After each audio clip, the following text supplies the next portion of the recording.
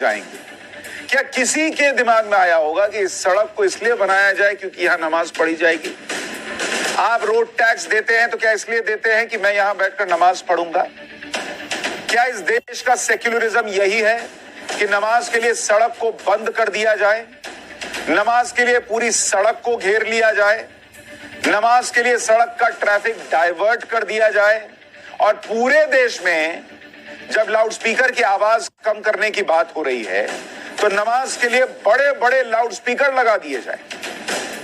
मतलब लाउडस्पीकर हटाना तो दूर, एक्स्ट्रा लाउडस्पीकर लगा दिए गए। और ये सब हुआ राजस्थान के जयपुर में। ये तस्वीर आप देख रहे हैं, पूरी सड़क नमाजियों से पटी पड़ी है।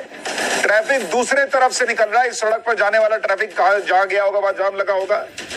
और नमाजी भी सड़क पर 40, 42, 45 डिग्री में नमाज क्यों पढ़ रहे हैं? उनकी अपनी समस्या है कि इतनी गर्मी में पढ़ना पड़ रहा है। और आप लाउडस्पीकर हटवाने की बजाय एक्स्ट्रा लाउडस्पीकर लगा के दे रहे हैं कि देखो मैं तुम्हारा कितना ख्याल रखता हूं। ये सेक्युलरिज्म है इस देश का। सड़क इसलिए बनी थी। जयपुर के जौहरी बाजार में जामा मस्जिद के बाहर बीच सड़क पर नमाज पढ़ी गई। सड़क पर नमाज पढ़ने के लिए सरकार ने विशेष इंतजाम भी किए। नमाज के लिए मस्जिद के बाहर सड़क को बंद कर दिया गया और सड़क को दोनों तरफ से बंद किया गया। सड़क के दोनों तरफ नमाजी बैठ गए। इसके अलावा ट्रैफिक को भी डाइवर्ट कर दिया गया। अब कुछ लोगों का तर्क यह है कि सड़क पर नमाज पढ़ने से कोई हिंसा तो नहीं हो रही, कोई सौहार्द तो नहीं बिगड़ रहा। तो बहुत सड़क पर जो लोग गलत पार्किंग करके चले जाते हैं उससे भी सौहार्द नहीं बिगड़ता।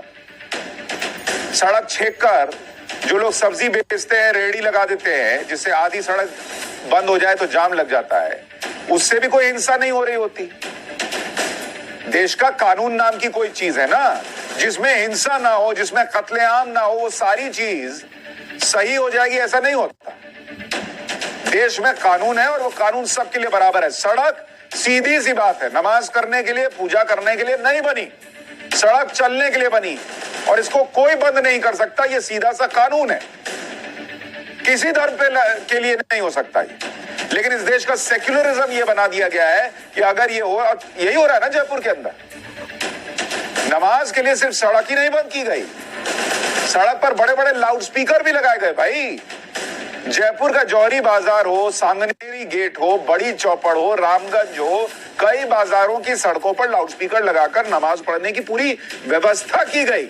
मतलब आप इनको पलटकर समझाएं कि भाई ये मत करो, ये सड़क चलने के लिए लोगों के लिए दिक्कत होगी, आप उनको व्यवस्था करके दे रहे हैं कि अरे पढ़ो, बहुत अच्छी बात है।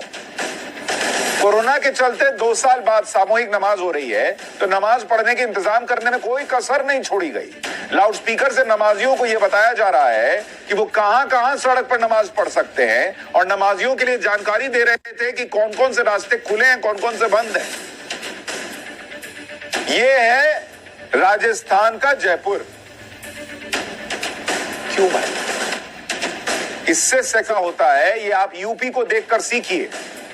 राजस्थान सरकार को यूपी से सीखना चाहिए, योगी राज से सीखना चाहिए। लाउडस्पीकर से तेज आवाज कोई नहीं कर सकता यूपी में, तो कोई नहीं कर सकता।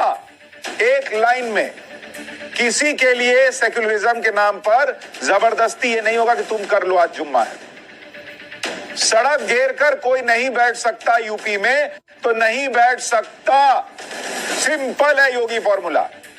नहीं बैठने देंगे तो नहीं बैठने देंगे, तुमको भी नहीं बैठने देंगे, उसको भी नहीं बैठने देंगे, किसी को नहीं बैठने देंगे। धर्म की वजह से नहीं, कानून की वजह से। मेरठ की बात आपको बताता हूं। मेरठ की सबसे बड़ी मस्जिद है जामा मस्जिद। जामा मस्जिद में अलविदा की नमाज मस्जिद के अंदर पढ़ी गई।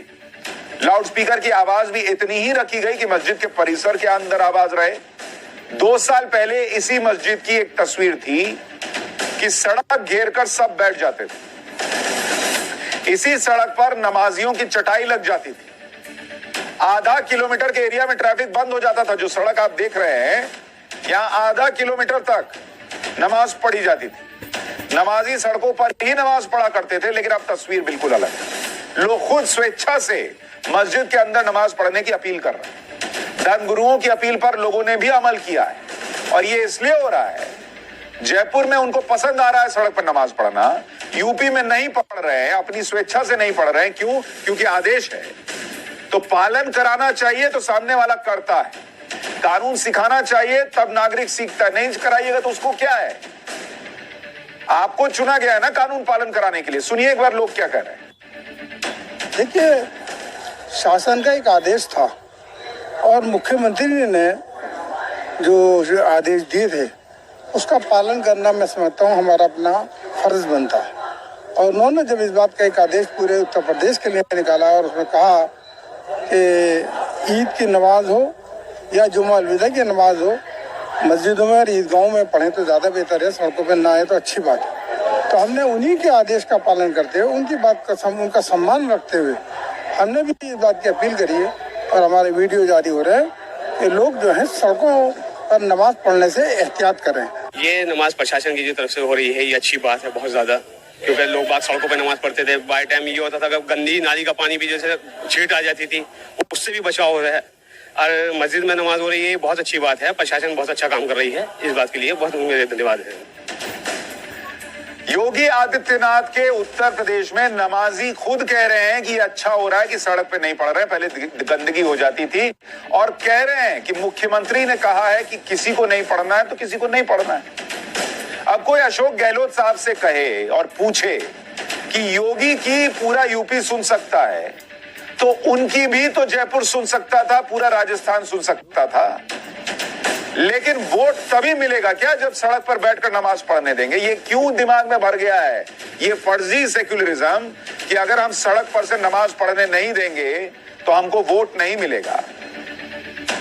अगर यही योगी सोचे कि हम मंदिर पर से लाउडस्पीकर हटाएंगे तो वोट नहीं मिलेगा, तो चल गया देश। लेकिन यही सेक्युलरिज्म इस देश में चलाया गया है। सेक्युलरिज्म के नाम पर कानून के ऊपर धर्म को रख दिया गया। और ये सिर्फ मेरठ की बात नहीं है, यूपी में अधिकतर जगहों पर यही हुआ कि सड़क पर नमाज नहीं पढ़ी गई। रामपुर में सड़क पर नमाज ना हो इसलिए उलेमाओं इमामों ने पहले ही अपील जारी की। लोगों से कहा गया कि वो अपने मोहल्ले की मस्जिदों में ही नमाज पढ़िए, जामा मस्जिद और ईदगाह में जितने लोग आ सकेंगे उन्हें ही नमाज पढ़ने की इजाजत होगी, सड़क पर नमाज नहीं होगी तो नहीं होगी। ये था यूपी।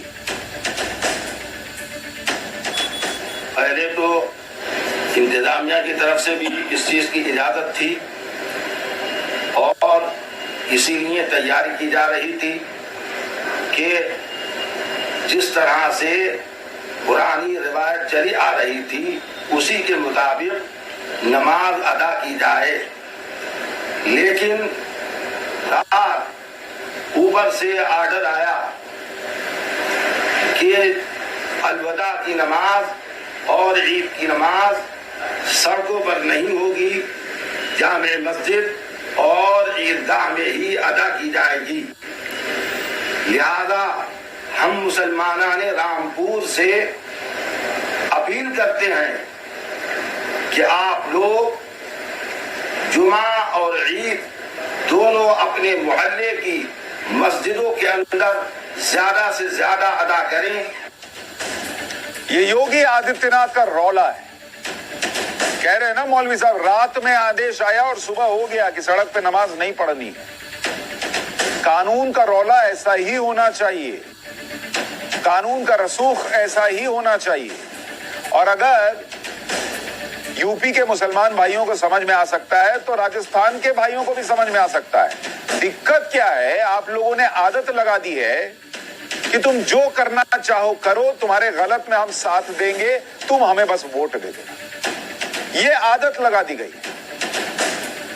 यूपी में लोगों को दिख रहा है, मुसलमानों को भी दिख रहा है कि भाई मंदिर से भी लाउडस्पीकर हट रहा है, अगर गलत लगा हुआ है तो उसकी भी आवाज कम कराई गई है। तो उनको लग रहा है अरे हाँ सबके साथ बराबर चल रहा है।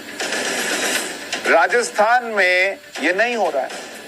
उनको लग रहा है हमको स्पेशल कैटेगरी में रखकर हमें स्पेशल प्रिविलेज मिलना चाहिए। यूपी में कुछ जगहों पर सड़क पर नमाज पढ़ने की जिद भी हुई, लेकिन योगी सरकार का सख्त निर्देश था कि ना तो लाउडस्पीकर की आवाज तेज होगी, ना सड़क को घेर कर कोई बैठेगा। सहारनपुर में लोगों ने सड़क पर नमाज पढ़ने की जिद में पुलिस से नोकझोंक की, लेकिन पुलिस ने हालात काबू में रखा। सड़क पर नमाज पढ़ने की इजाजत नहीं दी तो नहीं दी। सहारनपुर में एक इमाम ने कहा कि सड़क पर नमाज न पढ़ने से मायूसी हुई,